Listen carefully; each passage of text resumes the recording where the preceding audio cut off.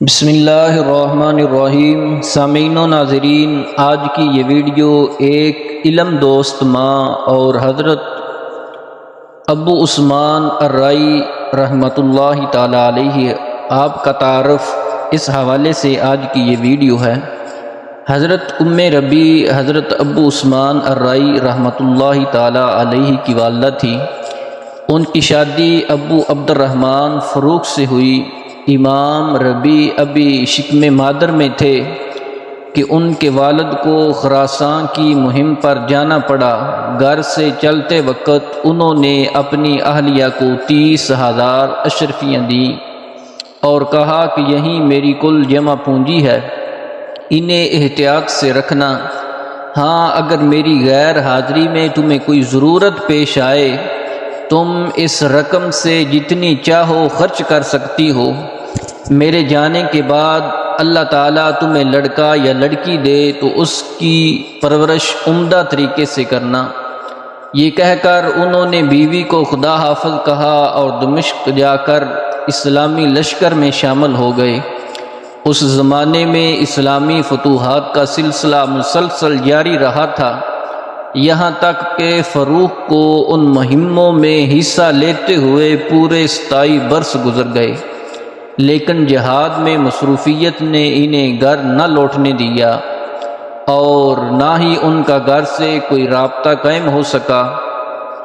ادھر ان کے گھر سے نکلنے کے 4-5 ماہ بعد اللہ تعالیٰ نے ان کی بیوی کو فرزند عطا کیا، جس کا نام انہوں نے ربی رکھا، اور اپنے بچے کی پرورش نہایت عمدہ طریقے سے کی۔ جب ربی شعور کو پہنچے تو والدہ نے ان کی تعلیم و تربیت کا اعلیٰ انتظام کیا، یہاں تک کہ اپنے شوہر کی چھوڑی ہوئی تمام اشرفیاں ان کی تعلیم پر خرچ کر دیں۔ ربی بھی بے حد ذہین اور محنتی تھے۔ انہوں نے بہت ہی چھوٹی عمر میں قرآن پاک حفظ کر لیا اور پھر چند سال کے اندر قرآن، حدیث، فقہ، ادب اور دوسرے کئی تمام علوم میں عبور حاصل کر لیا کہ ان کے علمی کمالات کی سارے عرب میں دھوم مچ گئی۔ وہ 20-22 سال کی عمر میں اپنے وقت کے امام تسلیم کیے گئے۔ لوگ اب نوجوان ربی کو امام ربی الرائی کہتے تھے۔ حضرت امام ربی علیہ رحمہ کا یہ معمول تھا، روزانہ مسجد نبوی میں بیٹھ کر لوگوں کو باقاعدگی سے درس دیتے تھے۔ طلباء دور دور سے آ کر ان کے حلقہ درس میں شامل ہوتے تھے۔ ان طلباء میں سے کئی حضرات بعد میں خود اپنے وقت کے امام بنے۔ ان طلباء میں ان اماموں میں حضرت امام مالک علیہ رحمہ بھی شامل ہیں، اور حضرت امام سفیان ثوری اور حضرت امام اوزاعی علیہ رحمہ اور کئی دوسرے مشاہیر وقت امام ربی ہی کے شاگرد تھے۔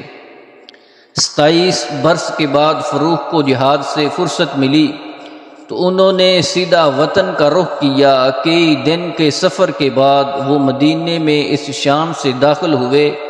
گھوڑے پر سوار تھے، تلوار کمر سے باندھی ہوئی تھی اور ایک لمبا نیزہ ہاتھ میں تھا۔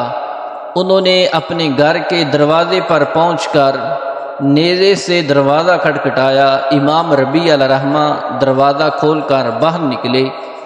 باپ بیٹا ایک دوسرے سے ناواقف تھے۔ باپ بیٹے کو نہیں جانتا اور بیٹا باپ کو نہیں جانتا۔ فروخ بے تکلفی سے اندر جانے لگے تو امام ربی علیہ رحمہ نے انہیں ٹوکا، اے شخص، تو میرے گھر میں بلا اجازت کیوں داخل ہو رہا ہے؟ فروخ نے برہم ہو کر کہا، او دشمن خدا، یہ میرا گھر ہے، میرا اپنا گھر ہے، تو اس میں کیوں غصہ ہوا ہے؟ امام ربی علیہ رحمہ نے بھی بڑا تلخ جواب دیا۔ اس طرح بات بڑھ گئی، دونوں کی آوازیں بلند ہو گئیں۔ شور و غل سن کر ہمسائے جمع ہو گئے۔ ربی فروخ سے کہہ رہے تھے، خدا کی قسم، میں تجھے حاکم وقت کے پاس لے کر جائے بغیر نہ چھوڑوں گا، اور فروخ کی زبان پر بھی اسی قسم کے الفاظ تھے۔ اسی وقت فروخ نے اپنا تعارف کروایا اور کہا میرا نام عبد الرحمن فروخ ہے اور یہ میرا اپنا گھر ہے، 27 برس کے بعد میدان جنگ سے واپس آیا ہوں اور میں آپ کو تو اب آپ میں سے کوئی بھی شخص مجھے نہیں پہچانتا۔ فروخ کی آواز سن کر ان کی بیوی نے کواڑوں کے پیچھے سے جھانکا، فوراً اپنے شوہر کو پہچان گئی۔ امام ربیع اور فروخ دونوں کو اندر بلایا اور پھر امام ربیع علیہ الرحمہ کو بتایا کہ یہ تمہارے والد ہیں، ساتھ ہی فاروق سے کہا یہ نوجوان آپ کا فرزند ہے جو آپ کے جانے کے چند ماہ بعد پیدا ہوا تھا، اور اب باپ بیٹا دونوں گلے مل کر خوب روئے۔ کھانا کھانے اور آرام کرنے کے بعد فروخ نے اپنی بیوی سے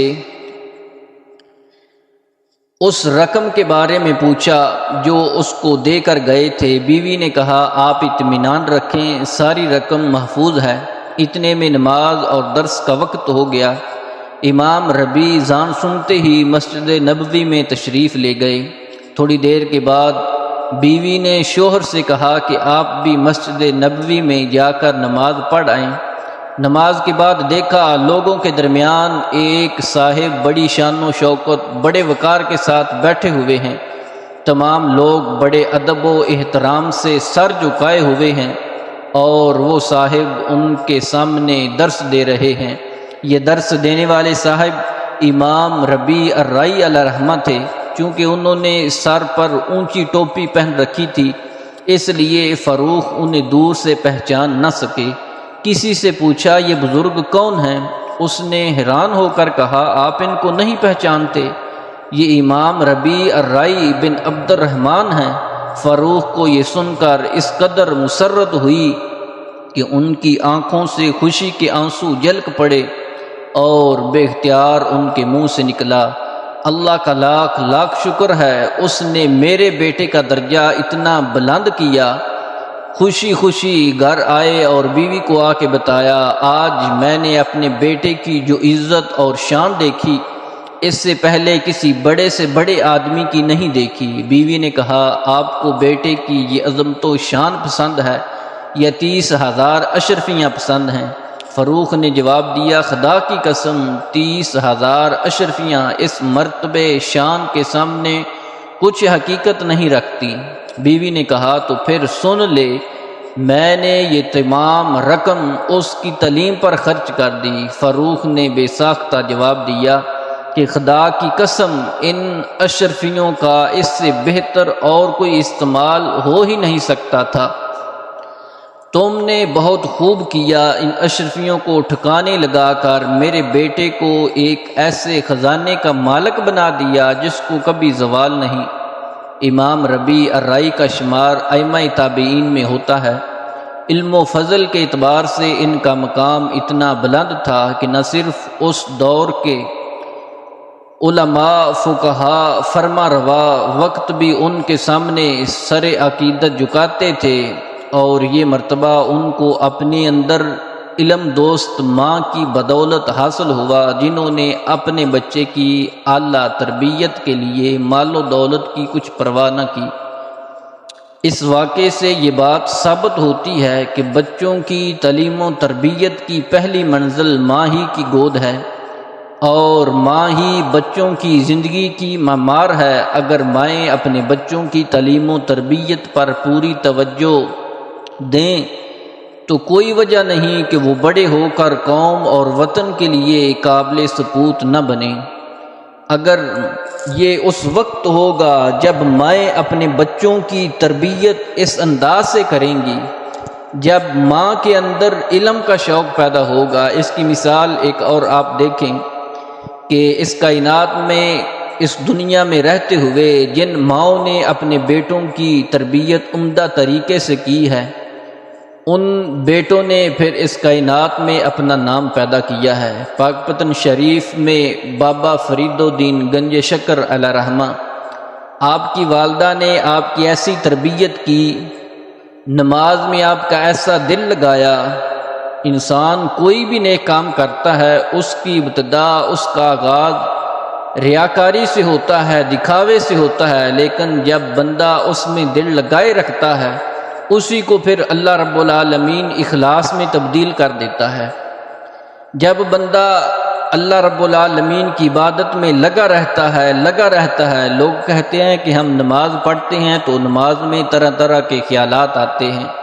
مولانا روم علیہ رحمہ فرماتے ہیں کہ اگر تو نماز میں دل لگائے رکھے گا، محنت کرتا رہے گا، ایک وقت وہ آئے گا، اللہ رب العالمین تمہارے دل کی دنیا کو بدل دے گا۔